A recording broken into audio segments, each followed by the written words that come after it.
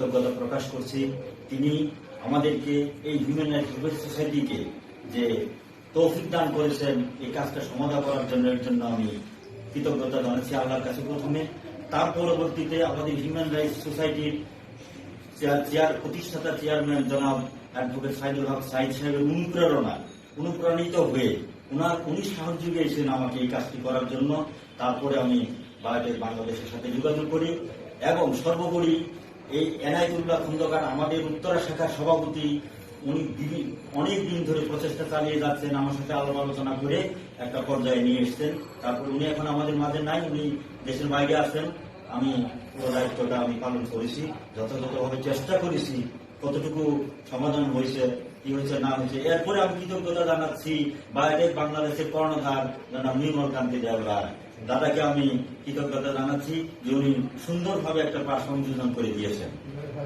এবং আমি সবশেষে সর্বোপরি আরো কৃতজ্ঞতা জানাই, ধন্যবাদ জানাই যারা আমাদের হিউম্যান রাইটসের সদস্য এবং অন্যান্য কিছু সহৃদয় ব্যক্তি এই কাজে আর্থিক সহায়তা দান করেছেন, তাদের প্রতি আমি গভীর শ্রদ্ধা এবং কৃতজ্ঞতা জ্ঞাপন করছি।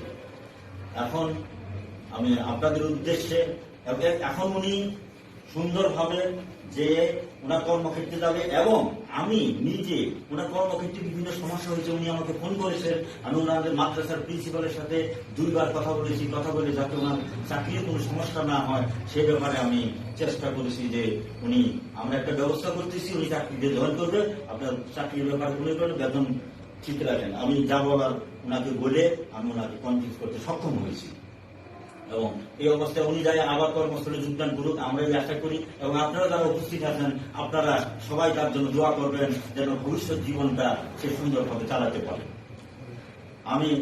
এখন আমি বলবো আমাদের হিউম্যান রাইটস সোসাইটির কেন্দ্রীয় মেম্বার জনাব আনোয়ার হোসেন সাহেব কিছু বলবেন। আলহামদুলিল্লাহ, আমরা এই যে একটা মহৎ উদ্যোগ, এই উদ্যোগের পাশে আমরা আজকে আমাদের সাথে আমাদের সম্ভাবনা প্রকাশ করতে পারছি, সেই জন্য সৃষ্টিকর্তার কাছে আমরা শুকরিয়া আদায় করছি। আর আমরা এখনো সুস্থ আছি, আমরা সুস্থ স্বাভাবিকভাবে আমরা জীবন ধারণ করতেছি, সেই জন্য শুকরিয়া আদায় করছি। সৃষ্টিকর্তা আমাদেরকে ভালো রাখুন।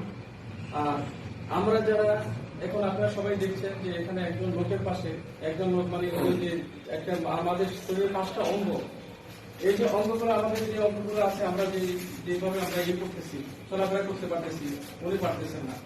ওনার মধ্যে